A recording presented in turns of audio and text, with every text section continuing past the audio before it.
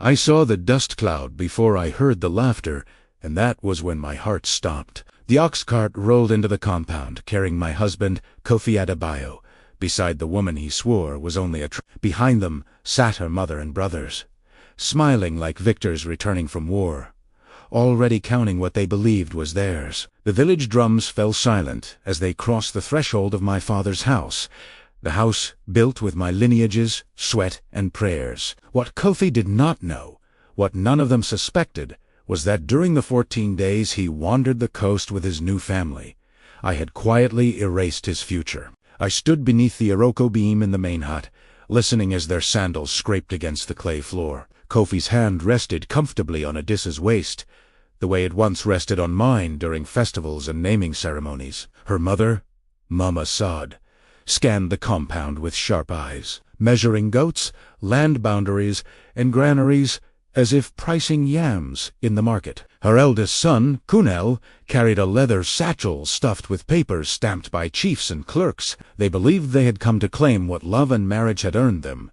unaware the earth had already shifted beneath their feet. While they toasted palm wine and mocked the simplicity of village life, I remembered the nights I stayed awake counting cowries and harvest tallies. My father, Baba Adekuno, taught me that wisdom hides in silence and patience grows sharper than anger. When Kofi left for the coast with Adissa, boasting of new beginnings, I went to the elders, the land registry, and the traders who owed us favors. One by one, I sold the cocoa groves, transferred the fishing rights, and dissolved the trading partnership.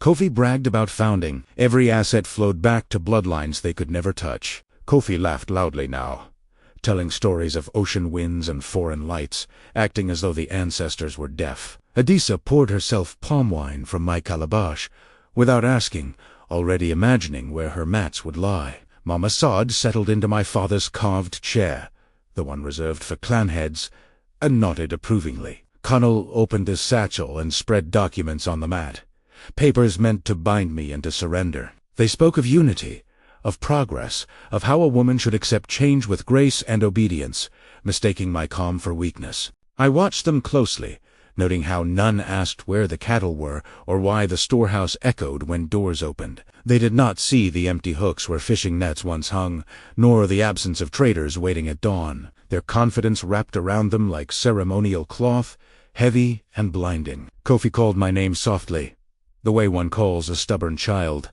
and asked me to sit. He spoke of restructuring households and honoring new love, believing tradition would shield him from consequence. What Kofi never learned was that tradition also honors foresight. During his absence, I invoked ancestral clauses buried in marriage rights and land laws older than his pride. My dowry had never been returned, my lineage never broken, and the land remained bound to my name alone. The elders had nodded silently, impressed by preparation rather than tears. I had cried already, alone, beneath the moon, when the betrayal first burned my chest. What remained now was resolve, hardened like fired clay. Kunal slid a reed pen toward me, explaining signatures as if teaching a child to count. Mamasad smiled thinly, promising peace if I cooperated, warning shame if I resisted. Adissa would not meet my eyes, too busy imagining victory. Kofi reached for my hand,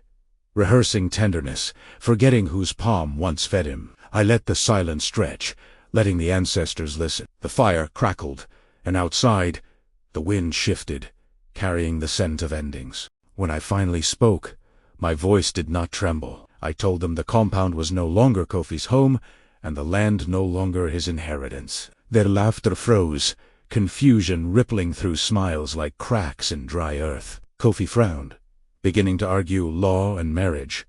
But I raised my hand. This story, I told them, had already been written while they were dancing by the sea, and the ancestors, who hate arrogance, had signed it with blood and memory. Before anyone spoke, a sound rose from the courtyard that did not belong to any human throat. It was the slow, deliberate clearing of an elder's voice, the kind that turns laughter into ash. Baba Lufimi stepped forward from the shadow of the colonnade tree, leaning on his staff carved with the histories of our people. No one had seen him arrive, yet there he was, summoned by tension itself. In our village, Such an entrance was never coincidence. It was judgment approaching on bare feet. Kofi straightened, attempting the smile he used on traders and chiefs alike. He greeted the elder with forced respect, explaining that family matters were being resolved peacefully. Odysseus' brothers nodded eagerly, eager to appear rooted where they had only just arrived. Mama Sad adjusted her wrapper, eyes narrowing as she assessed Baba Alifimi's unreadable face. The elder did not sit, did not greet them back, but instead looked directly at me, waiting. That silence was permission.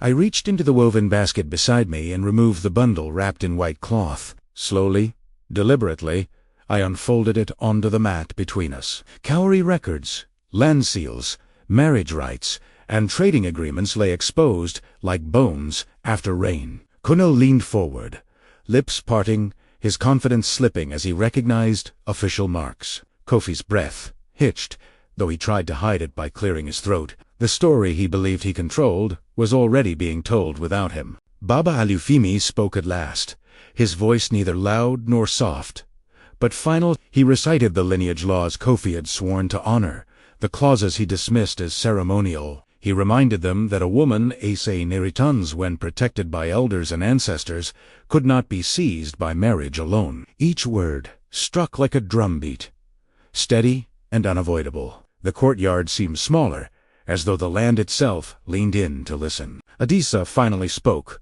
her voice sharp with disbelief, accusing me of manipulation and deceit. She claimed love justified everything, that new ways should replace old customs. Baba Alifimi turned to her slowly, his gaze heavy with generations. He told her love without respect rots faster than fruit in the sun. Mama Saad opened her mouth to protest, but no sound came, only anger trapped behind clenched teeth.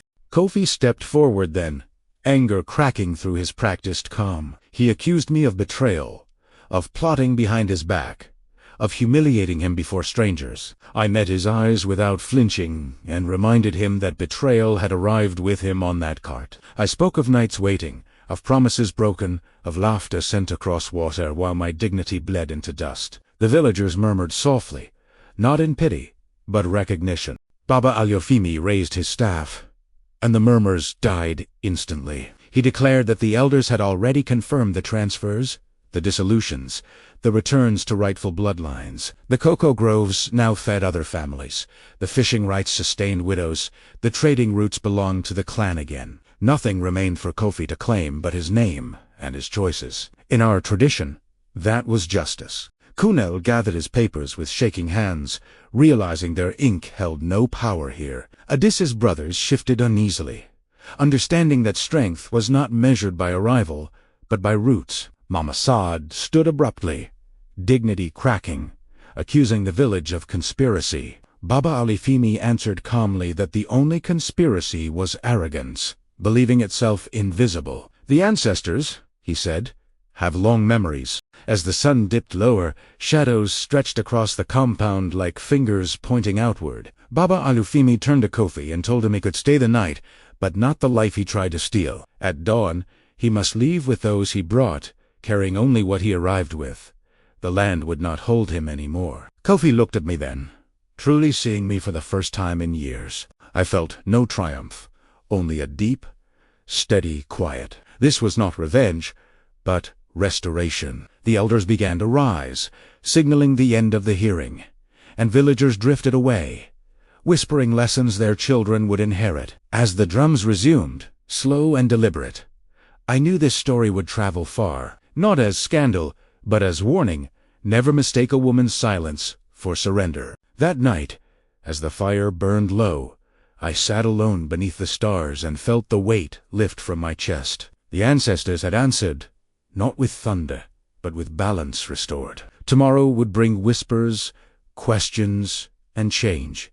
Yet I was no longer afraid of them. I had stood within the law of the land and the law of blood. Whatever roads opened next would be mine to choose, and that knowing settled into me like dawn. I breathed deeply, honoring the past while welcoming the uncertain future with courage. They say, truth does not knock. It enters while you are sleeping. That night, as the compound settled into uneasy silence, truth moved like a restless spirit, stirring every heart beneath the thatched roofs. The fire had burned down to embers, yet no one slept easily, not even the goats. Somewhere beyond the walls, a hyena laughed, sharp and knowing, as if amused by human foolishness. I pulled my wrapper tighter and listened, aware that dawn would bring consequences no elder's staff could soften. Kofi paced the courtyard like a trapped animal, his footsteps grinding dust into memory. He argued in hushed tones with Adisa, blaming her urgency, her family, the elders, everyone but himself. Adisa shot back with bitterness, accusing him of weakness, of failing to secure what he promised. Their voices rose and fell, cutting the night into pieces. Love built on conquest, I realized, collapses the moment resistance appears. Mama Sad sat apart from them, staring into darkness with eyes that calculated loss. She had gambled on Kofi's pride and lost to customs she dismissed as backward. Kunal crouched nearby, counting options like coins, already planning escape routes and new narratives. None of them noticed me watching from the doorway, quiet as a shadow, absorbing everything. Silence, once again, was my ally. As the moon climbed higher, footsteps approached from the outer path. It was Ao, my cousin, returning from the neighboring village where he traded palm oil. He stopped short when he saw strangers in the compound and tension, thick as smoke. I told him everything in few words, because some truths do not need long explanations. Ao nodded slowly, respect deepening in his gaze. Blood recognizes blood, especially when tested. By morning, word had spread faster than Harmattan fire. Women arrived first, carrying water pots and questions, pretending routine while listening closely. Men followed later, drawn by pride and curiosity, careful not to intrude where elders had already spoken. The compound filled with murmurs, not cruel, but contemplative. My story was no longer mine alone. It belonged to the village. Kofi emerged looking smaller, his confidence eroded overnight. He tried to explain himself to anyone who would listen, reshaping facts, blaming misunderstandings. Some nodded politely. Others turned away, unwilling to drink spoiled palm wine. In our culture, reputation walks ahead of a man, and his had begun to limp. Adisa stayed inside, refusing to face eyes that measured her without sympathy. Mama Sad confronted me near the well, her voice low and sharp. She accused me of destroying her son's future, of humiliating her family before strangers. I answered calmly that she came seeking harvest without planting seed. The well echoed our words, as if recording them for the ancestors. She spat on the ground and walked away, pride wounded beyond repair. Later that day, Baba Al-Yathimi returned briefly, not for judgment, but closure. He reminded Kofi of his obligation to leave at dawn. Nothing more, nothing less. He reminded me that victory carries responsibility, not indulgence. I bowed my head, accepting the weight. Justice, when mishandled, becomes cruelty, and I refused that path. As the sun set again, Kofi approached me one last time. His voice broke as he asked how everything slipped from his grasp so completely. I told him quietly that he never held it to begin with. What he borrowed, he mistook for ownership, and what he neglected, he lost. Tears filled his eyes, but regret does not rewrite law. That night, drums sounded softly, not for celebration, but transition. Adisa and her family packed hurriedly, movements sharp with resentment and fear. By dawn, they would be gone, leaving only footprints and bitterness behind. Kofi sat alone under the Iroko tree, staring at the ground as if answers might grow there. None did. When darkness finally surrendered to early light, I felt something unfamiliar settle in my chest. Peace without apology. The compound breathed again. Balanced, rooted. I knew whispers would follow me for seasons.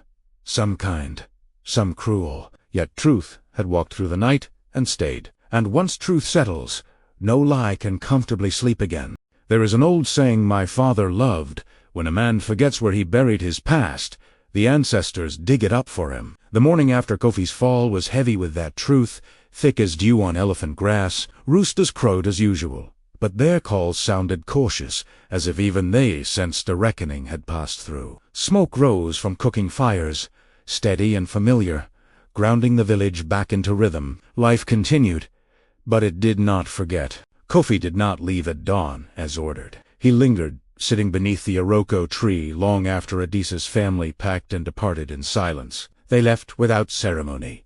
No songs, no blessings, only the scrape of sandals and wounded pride. Adisa never looked back at the compound, afraid perhaps that the land would reject her gaze. Mama Sod walked stiffly, spine straight, refusing to acknowledge anyone. Kunal avoided my eyes, already rewriting the story he would tell elsewhere. When the cart disappeared down the red earth path, the village women returned to pounding yam, men to mending nets, children to chasing each other between huts. Yet Kofi remained, unmoving, like a stump left after careless clearing. Some said pity should follow him, but pity is a careful thing. In our world, consequences are not cruelty. They are instruction. Near midday, Ao returned with news from the trading post. The buyers had confirmed everything.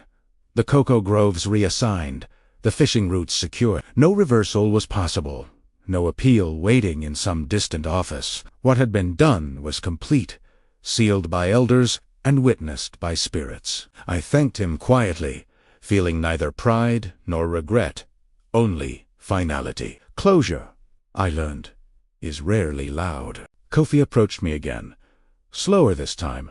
Humility, forced by exhaustion. He asked if there was any path left open to him within the village. His voice held fear now. Not anger, the fear of a man realizing the ground no longer claims him. I told him the truth, because lies would only prolong his suffering. He could stay until sunset.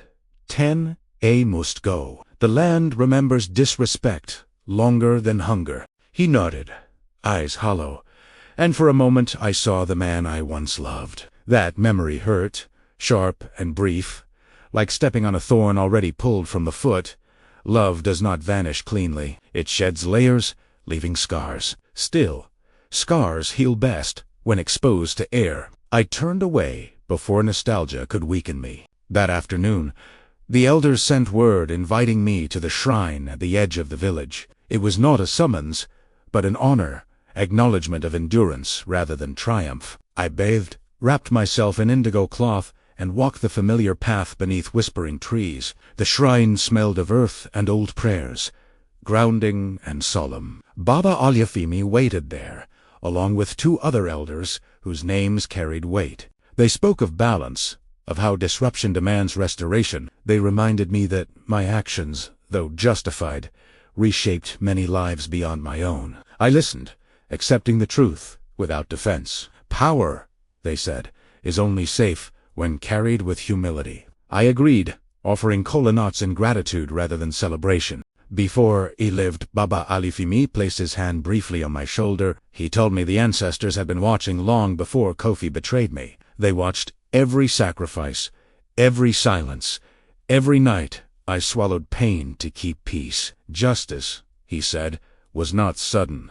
It ripened. His words settled into me like medicine. As evening approached, Kofi gathered his few belongings. No one helped him, but no one mocked him either. He paused at the compound gate, looking back as if expecting something to call him home. Nothing did. When he finally walked away, his figure shrinking against the horizon, I felt the chapter close with a quiet certainty.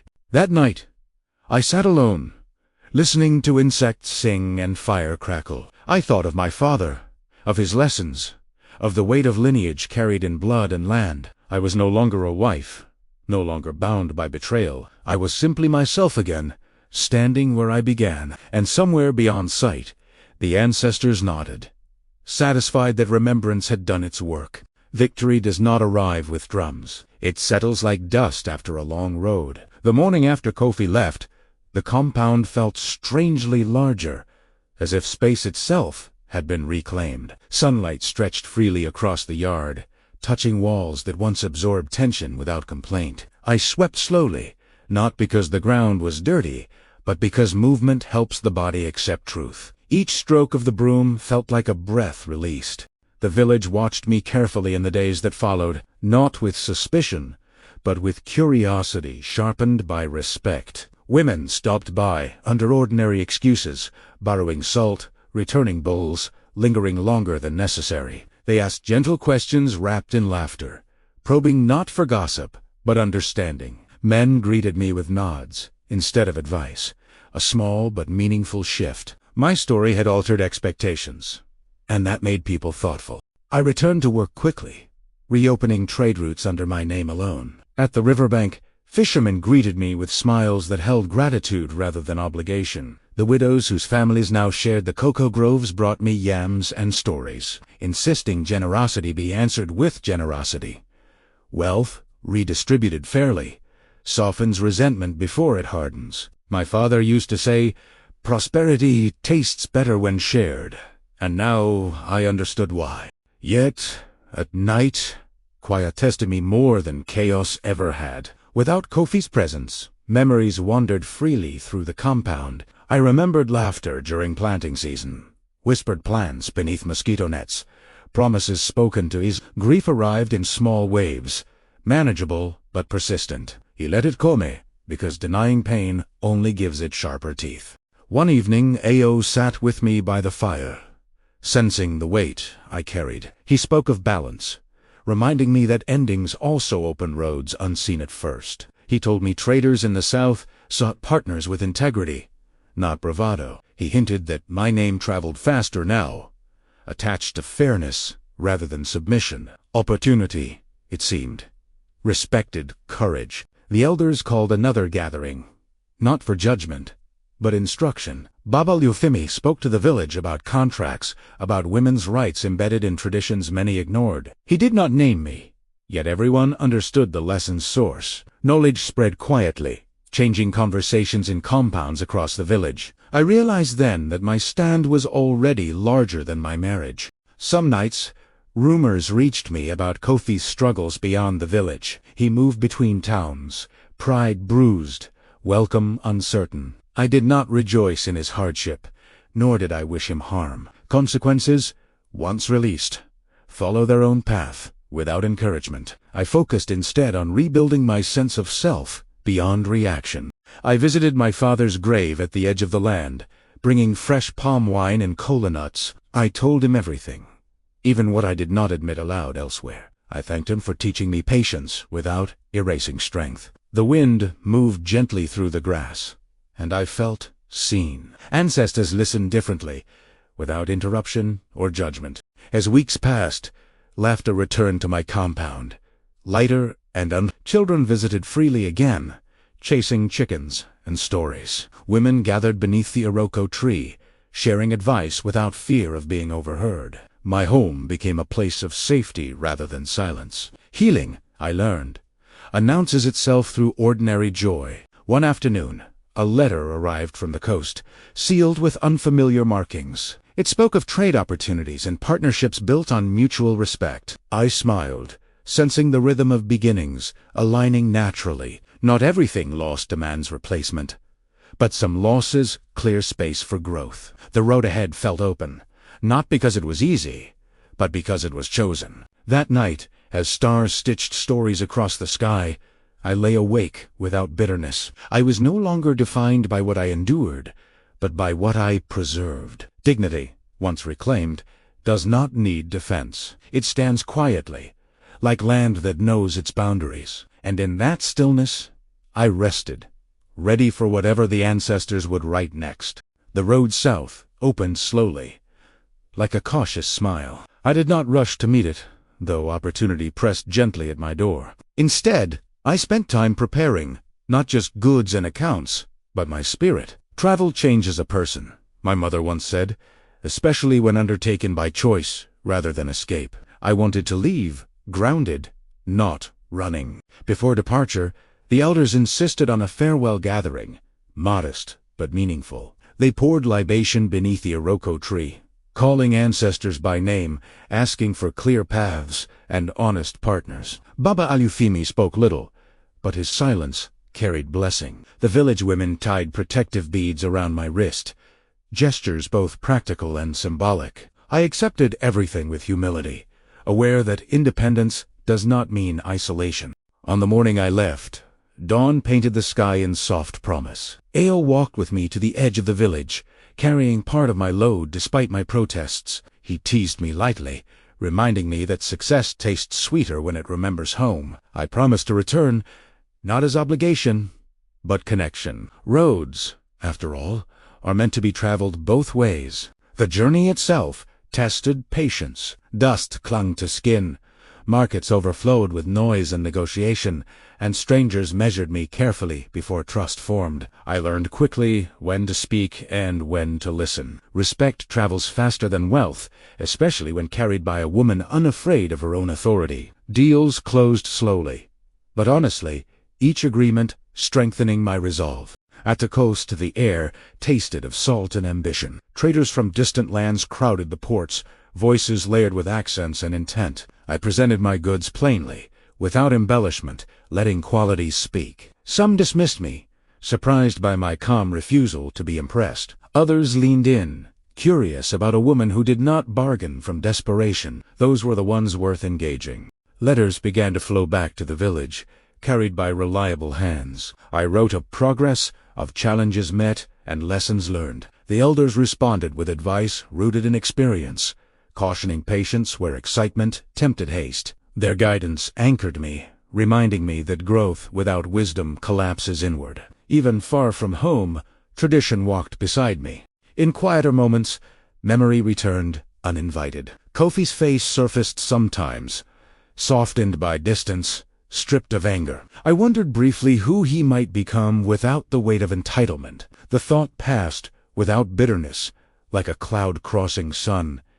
Healing does not erase history. It changes how history speaks, and mine no longer shouted. I rented a small room near the docks, humble but sufficient. At night, waves replaced crickets, and lanterns mirrored stars upon restless water. I learned the rhythm of tides, how timing matters as much as courage. Some days yielded little profit.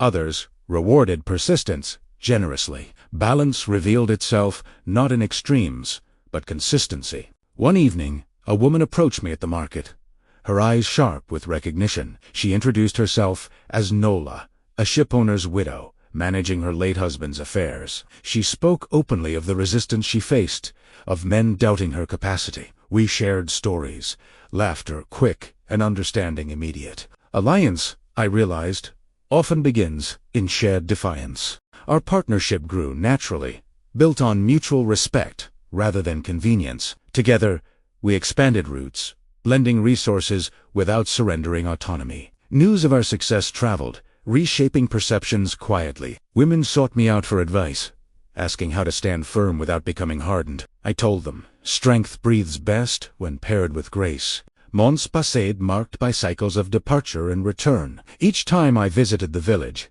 I felt my roots deepen rather than loosen. Children listened wide-eyed to tales of ships and cities, dreaming beyond familiar paths. Elders smiled knowingly, pleased that tradition and progress shared the same heartbeat. My story had become a bridge, not a break. One night, alone by the water, I realized something profound. I was no longer proving anything, not to Kofi, not to the village, not even to myself. I was simply living within alignment.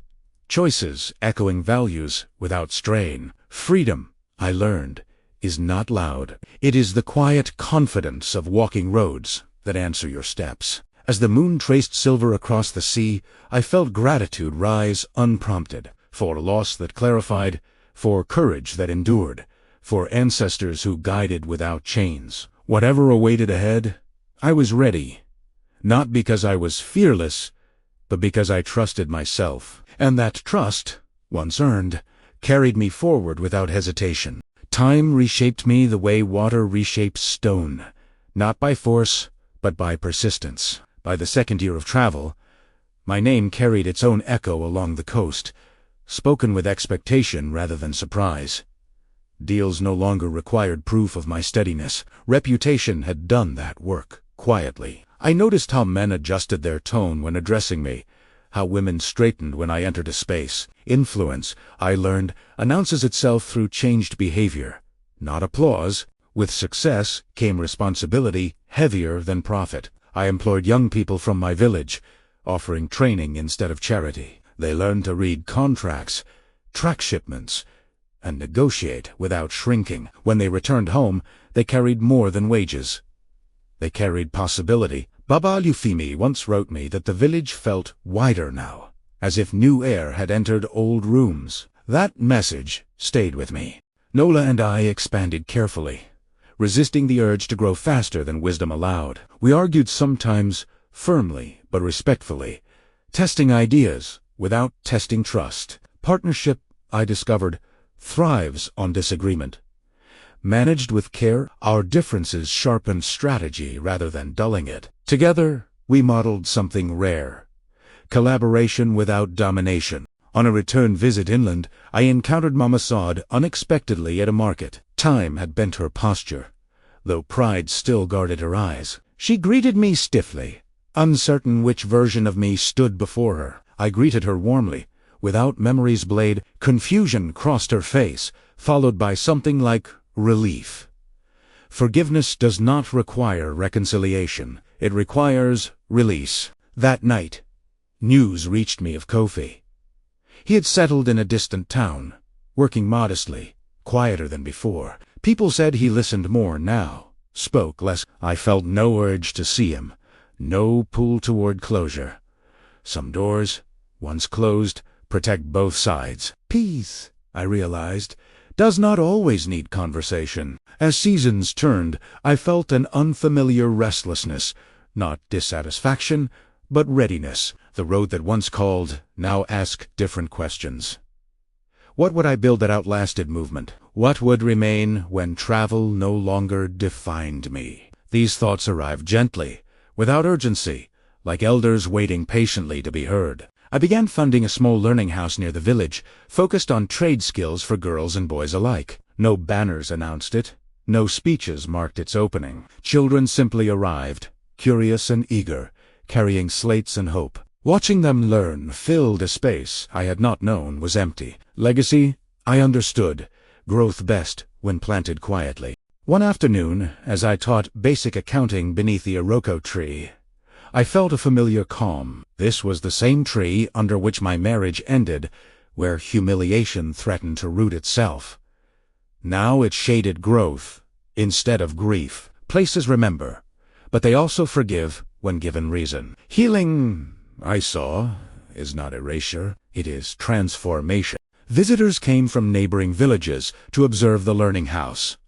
Elders asked questions, cautious but interested. Change traveled slowly, but it traveled. I answered inquiries honestly, emphasizing balance rather than rebellion. Tradition does not fear progress when approached with respect. It resists only when dismissed. At night, alone in my compound, I reflected on how far I had come.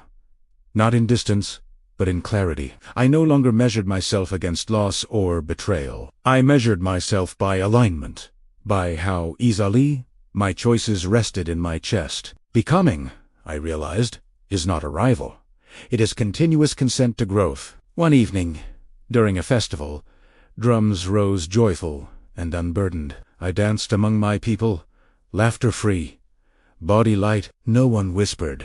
No one watched me as symbol or caution. I was simply present, belonging without explanation. That, perhaps, was the truest victory. Later, as embers faded and stars reclaimed the sky, I sat quietly, listening. The ancestors, I sensed, were not instructing now. They were observing, satisfied. I had learned to carry myself without leaning, to give without losing, to stand without hardening. The shape of becoming had settled comfortably around me, and in that settled space, I understood something final. My story was no longer about survival. It was about stewardship of what I had earned through endurance. Tomorrow would bring new choices, new tests, but I no longer feared them. I had become someone capable of meeting what comes, and that was enough. Strength, once earned, asks a different question. What will you do when you no longer need to prove it? That question followed me quietly as the learning house grew roots. Children arrived earlier each day, sweeping the yard before lessons without being asked. Their seriousness made me smile. Responsibility, when trusted to the young, often rises to meet expectation. I reduced my time on the road, delegating more to those I had trained. Watching them negotiate confidently stirred a pride deeper than profit. They made mistakes, corrected them, and learned without fear of dismissal. I reminded myself daily that leadership is not control, but cultivation. Crops grow best when not pulled upward by force. One afternoon, Nola visited the village for the first time. She walked slowly, observing everything with thoughtful eyes. The elders received her cautiously, measuring intention before warmth. By evening, laughter replaced reserve, shared over food and stories. Seeing worlds meet without collision felt like confirmation that bridges hold when built with care. Nola confided later that she envied my rootedness. Success, she said, had given her reach, but not rest. Her words stayed with me. Freedom without belonging can become another form of exile. I encouraged her to find a place that knew her name before her reputation. She nodded, understanding ripening quietly. As months passed, proposals came, both personal and professional. Some men approached me with admiration that felt respectful, others with entitlement disguised as charm. I declined gently but firmly, unwilling to barter independence for companionship. Lava Nunai must arrive without shrinking either person. Anything less was simply negotiation. I began mentoring women more intentionally, hosting evening gatherings where stories flowed without judgment. We spoke of marriage, ambition, grief, and the invisible labor of endurance. Tears came sometimes, but so did laughter. Shared truths lightened burdens long carried alone. Community, I learned, is forged in honest rooms. Rumors reached us of unrest in neighboring regions, disputes over land and authority. The elders debated long in 2 nights, weighing response against restraint. I listened more than I spoke, offering insight only when invited. Influence does not demand constant presence. Sometimes, restraint preserves harmony better than intervention. One evening, a young girl asked me if strength ever becomes tiring. Her question caught me unprepared. I told her yes, but that rest does not mean surrender. Strength, I said, must be paired with gentleness toward oneself. She nodded solemnly, absorbing more than my words alone. I visited my father's grave again, noticing how grass had grown thick around it. I cleared weeds, poured libation, and spoke softly. I told him the village was changing, slowly but truly. I told him his lessons lived on in ways even he might not have imagined. Peace settled around me like familiar cloth. As harvest season approached, the village prepared with renewed cooperation. Disputes were fewer, conversations more direct. The learning house had become a neutral ground, a place where dialogue replaced assumption. Watching Tiz, I understood that change rarely announces itself as revolution. More often, it arrives as habit. One night, I dreamed of walking a long road that branched endlessly. Instead of choosing one, I stood calmly, knowing any path would hold me. I woke with clarity rather than urgency. Certainty does not always point forward. Sometimes it simply confirms stability where you stand. At the annual festival, Baba Alifimi spoke briefly, his voice steady with age. He spoke of stewardship, of tending what survives crises. Though he did not look at me, I felt seen. Recognition without spotlight carries a special dignity. I bowed my head, grateful. Later, alone beneath the stars, I reflected on all that had fallen away. Fear, urgency, the need for permission. What remained was quieter, but stronger. Discernment, the ability to choose without apology or haste. That, I realized, was the true inheritance earned through trial. I no longer asked what I would become. I asked instead how well I would care for what already existed. Strength had done its work. Now, wisdom took the lead, and as night wrapped the village in familiar sound, I rested as Ali. Knowing what remains is often what matters most. A life does not close with a single ending. It rounds itself quietly, like a pot shaped by patient hands. I sensed that rounding as the years softened urgency into intention. The village no longer spoke of the past, with lowered voices. Kofi's name surfaced rarely now, without sharpness. Just history, settling where it belonged. Even memory, given time, learns to rest. The learning house expanded, guided less by my hand and more by collective care. Former students returned as instructors, proud without arrogance. They taught not only numbers and trade, but discernment, how to recognize fairness and refuse exploitation. Watching Team, I felt the quiet satisfaction of seeds growing beyond sight. Influence that sustains itself is the most honest kind. I was invited to councils beyond my village, asked to speak on trade ethics and communal balance. I accepted selectively, aware that presence can dilute purpose if spread too thin. When I did speak, I spoke plainly, without ornament. People listened not because my voice was loud, but because it carried consistency. Authority earned through practice requires no decoration. One such council brought me unexpectedly close to Kofi's path again. He attended as a minor clerk, seated far from the center. Our eyes met briefly, neither startled nor strained. He nodded respectfully, and I returned the gesture. That was all. Closure does not always require words. Sometimes acknowledgement suffices. Afterward, I walked alone by the river, reflecting on how thoroughly my life had shifted. What once felt like ruin had revealed shape and direction. Betrayal, though painful, had stripped away illusions I no longer needed. Gratitude surprised me, unannounced but sincere. Growth, I realized, often arrives disguised as loss. As age touched my face with subtle lines, I welcomed it. Each mark carried story rather than regret. Younger women sought me out less for guidance now and more for reassurance. They wanted to know that steadiness was possible, that joy did not expire with independence. I told them joy deepens when no longer negotiated. One afternoon, Mama Saad passed away. The news reached me gently, carried by familiar voices. I attended the rites quietly, offering respect without history's weight. Standing among mourners, I felt compassion unburdened by resentment. Life's cycles demand humility from everyone. Eventually, forgiveness, long practiced, met grief without resistance. During the ceremony, an elder spoke of reconciliation, of how communities heal not by forgetting, but by integrating truth. His words echoed my own journey. Integration had become my method, my anchor. Nothing wasted, nothing denied, everything placed where it could teach. The festival that year felt especially full. Drums echoed deep into night, laughter layered with memory. I danced slowly, aware of my body's changes, appreciative rather than mournful. Movement, like life, adapts or stiffens. I chose adaptation, smiling as younger feet carried rhythms forward. Later, seated near the fire, Ao joined me, his hair now threaded with gray. We spoke of beginnings and endings, of how neither truly exists alone. He told me the village children spoke my name as if it were a proverb, shorthand for standing firm without cruelty. I laughed, humbled and amused. Legacy, it seems, often outpaces intention. As embers dimmed, I looked around at faces familiar and new. This was my full circle, not a return to where I began, but an arrival at understanding. I had not conquered life, I had learned to converse with it.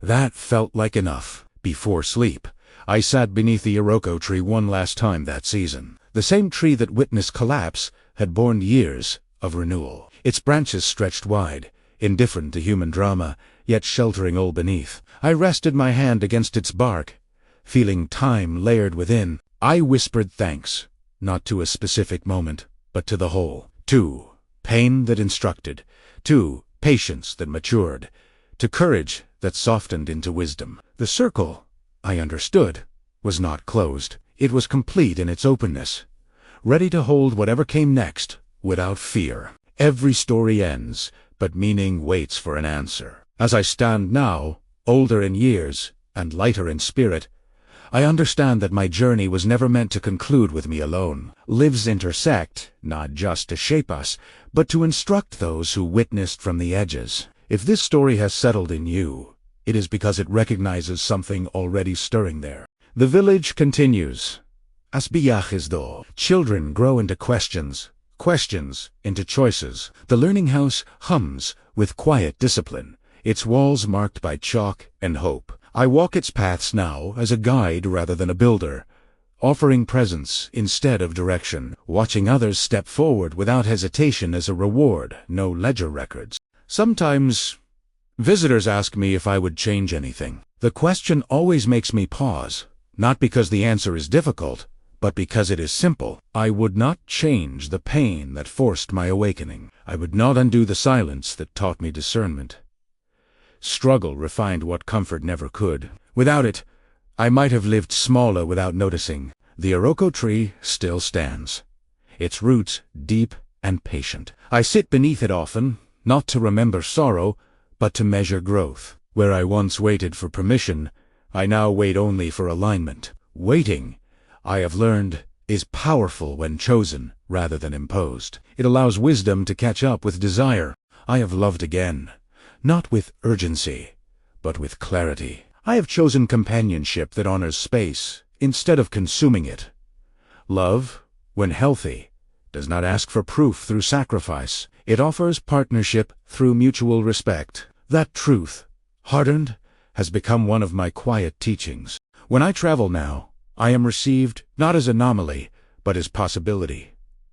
Women pull me aside, men listen without defensiveness. Conversations begin differently. They ask not how to dominate circumstances, but how to navigate them without losing integrity. This shift tells me more than praise ever could. If you are reading this while standing at a crossroads, unsure which voice to trust, hear this clearly. Your discomfort is not weakness. It is information. Pay attention to where you are asked to shrink, to explain dignity, to negotiate your worth. Those places are not home. No matter how familiar they feel, you do not need permission to reclaim yourself. You do not need consensus to honor your boundaries. Tradition, when alive, adapts to protect rather than imprison. Progress, when ethical, includes rather than erase. You are allowed to question systems that benefit from your silence. Start where you are. Speak once, clearly. If your voice shakes, let it. Courage does not require calm. It requires truth. Build alliances where respect is mutual. Release what demands your self-erasure as payment. Trust that what is meant to meet you will recognize your full presence. If you carry influence, use it gently but firmly. Cultivate rather than control. Teach rather than dominate. If you carry wounds, let them inform compassion without becoming identity. Healing is not forgetting. It is integration. Everything you survive has something to teach if you are willing to listen without judgment. The ancestors I honor are not distant figures carved in myth. They are every woman and man who chose dignity over fear, clarity over comfort. When you act with integrity, you join that lineage. You extend it forward, making room for those who come after to stand taller with less resistance. So, here is my invitation to you, the only one that matters now. Reflect on where your life is asking for honesty. Identify one place where you have been silent to maintain peace at your own expense. This week, choose differently. Speak, step back, redefine terms. One action is enough to begin. Share this story with someone who needs reminder that survival can mature into wisdom. Talk about Italiano. Argue with Italiano. Let it provoke clarity. Stories live only when carried forward, reshaped by new voices and lived realities. And when you doubt whether change is possible, remember this. Nothing in my life shifted until I decided that dignity was non-negotiable. The moment you make that decision, the ground responds. Roads appear, allies emerge. The future adjusts. The story ends here, but the work does not. What happens next belongs to you.